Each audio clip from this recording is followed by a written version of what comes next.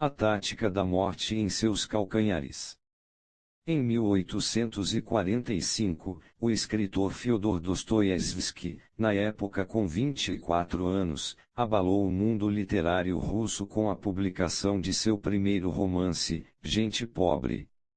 Ele se tornou o preferido da sociedade de São Petersburgo. Mas algo em sua fama precoce parecia deixá-lo com um sentimento de vazio. Ele vagava pelas periférias da política de esquerda, frequentando reuniões de vários grupos socialistas e radicais. Um destes grupos centralizava-se no carismático Mikhail Petrashevsky. 3 anos depois, em 1848, estourou a revolução em toda a Europa. Inspirados pelo que acontecia no Ocidente, grupos radicais russos, como o de Petrashevsky, falavam em fazer o mesmo.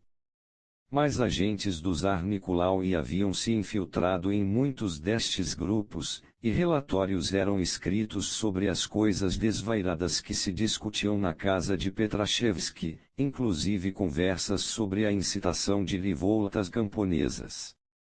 Dostoiévski era veemente quanto a libertar os servos e, em 23 de abril de 1849, ele e mais 23 outros membros do grupo de Petrashevsky foram presos.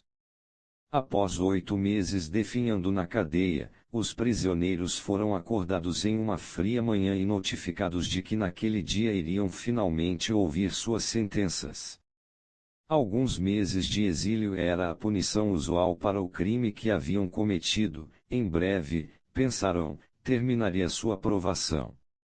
Eles foram amontoados em carroças e levados pelas ruas geladas de São Petersburgo. Ao descerem das carroças na Praça Semyonovsky, eles foram recebidos por um padre. Atrás do religioso eles podiam ver fileiras de soldados e, atrás dos soldados, milhares de espectadores. Eles foram conduzidos para um patíbulo coberto com um pano preto no centro da praça. Na frente do patíbulo havia 3 postes e na lateral, uma fila de caretas carregadas de caixões. Dostoiévski não podia acreditar no que via. Não é possível que pretendam nos executar, ele sussurrou para seu vizinho. Eles foram acompanhados até o patíbulo e colocados em 2 filas. Fazia muito frio, e os prisioneiros estavam com as mesmas roupas leves de quando tinham sido presos em abril. Os tambores soaram. Um oficial se adiantou para ler as sentenças. Todos os acusados são culpados de pretender derrubar a ordem nacional e estão, portanto, condenados à morte diante de um pelotão de fuzilamento. Os prisioneiros estavam aturdidos demais para dizer qualquer coisa. Conforme o oficial lia as acusações e as sentenças de cada um, Dostoiévski se viu olhando fixo para a flecha dourada da torre de uma igreja próxima e a luz do sol refletindo nela. As centelhas de luz desapareceram quando uma nuvem passou lá em cima, e lhe ocorreu a ideia de que estava para entrar na escuridão com essa mesma rapidez, e para sempre. De repente ele pensou outra coisa: se eu não morrer, se não me matarem, minha vida de repente parecerá infindável, toda uma eternidade, cada minuto um século. Prestarei atenção a tudo que passar, não perderei um segundo de vida novamente. Hi, my name is Liam Neeson. You know, it's hard to explain what it's like. Perderei um segundo de vida novamente. Os prisioneiros receberam camisas com capuzes. O sacerdote se adiantou para lhes dar a extrema-unção e ouvir suas confissões. Eles se despediram uns dos outros. Os primeiros 3 a serem fuzilados foram amarrados aos postes e os capuzes puxados sobre seus rostos. Dostoiévski ficou na frente, no próximo grupo a morrer. Os soldados ergueram seus rifles, miraram e de repente uma carruagem entrou galopando na praça. Um homem desceu com um envelope.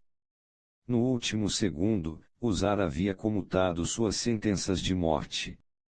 Mais tarde naquela mesma manhã, Dostoiévski soube de sua nova sentença: 4 anos de trabalhos forçados na Sibéria, seguidos por um período servindo no exército.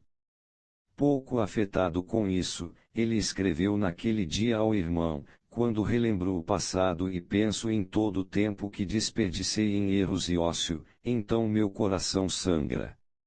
A vida é um dom.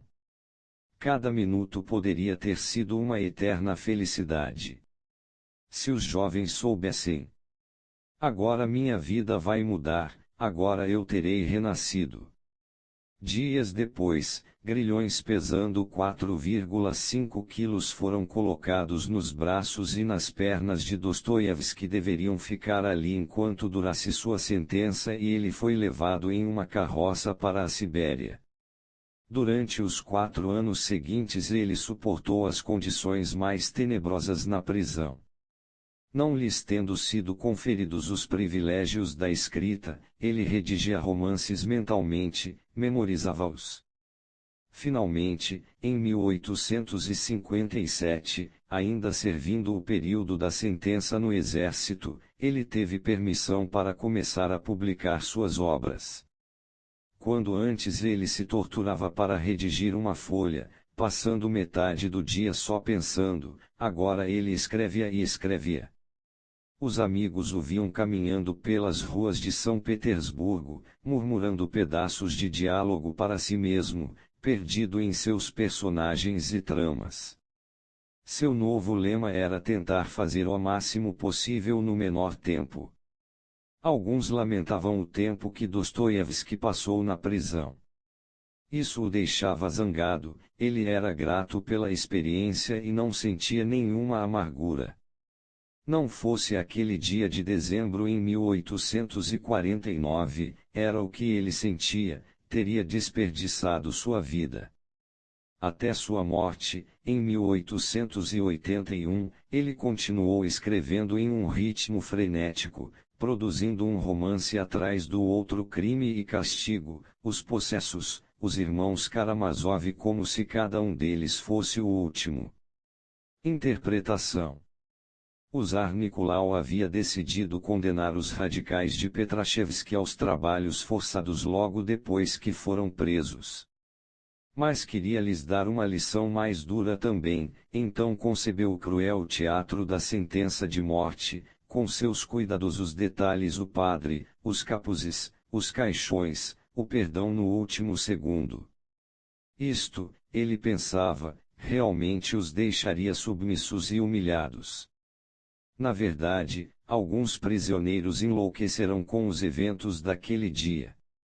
Mas o efeito sobre Dostoiévski foi diferente, ele vinha sofrendo havia anos com uma sensação de estar vagando, perdido, sem saber o que fazer com seu tempo. Um homem de enorme sensibilidade, naquele dia ele sentiu nos ossos a própria morte. E ele experimentou seu perdão como um renascer. O efeito foi permanente. Pelo resto de sua vida, Dostoiévski voltaria conscientemente àquele dia, lembrando seu voto de jamais desperdiçar outro momento. Ou, se sentisse que estava ficando muito confortável e complacente, ia até um cassino e jogava fora todo o seu dinheiro. Pobreza e dívidas eram para ele uma espécie de morte simbólica, lançando-o de volta ao possível nada de sua vida. De uma forma ou outra ele teria de escrever, e não como os outros romancistas escreviam, como se fosse uma agradável e trivial carreira artística, com todos os prazeres resultantes dos salões, palestras e outras superficialidades. Dostoiévski escrevia como se sua vida estivesse em jogo, com um intenso sentimento de urgência e seriedade.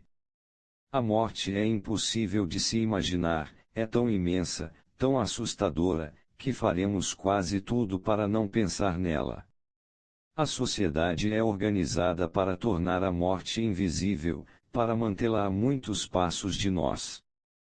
Essa distância pode parecer necessária para nosso conforto, mas tem um preço terrível, a ilusão de tempo infinito e uma consequente falta de seriedade com relação ao dia a dia. Eu quero ensinar Python para você de graça. Só tem uma condição que você tem que cumprir. Presta atenção. Seriedade com relação ao dia a dia. Estamos fugindo da única realidade que está diante de todos nós. Como um guerreiro na vida, você deve virar esta dinâmica ao avesso, fazer da ideia de morte algo não para se escapar, mas para abraçar. Seus dias estão contados. Você vai passá-los meio dormindo e desanimado ou viverá com uma sensação de urgência. Teatros cruéis encenados por um zar são desnecessários, a morte virá até você sem eles. Imagine-a pressionando-o, não lhe deixando uma saída pois não há saída. Sentir a morte em seus calcanhares tornará suas ações mais certas, mais vigorosas. Esta pode ser a última vez que você joga os dados, faça-a valer. Embora sabendo que vamos morrer um dia, pensamos que todos os outros vão morrer antes e que seremos os últimos a partir. A morte parece muito distante. Este não é um pensamento superficial. É inútil e é apenas uma pilhéria dentro de um sonho. Visto que a morte está sempre à nossa porta, precisamos nos esforçar e agir rápido.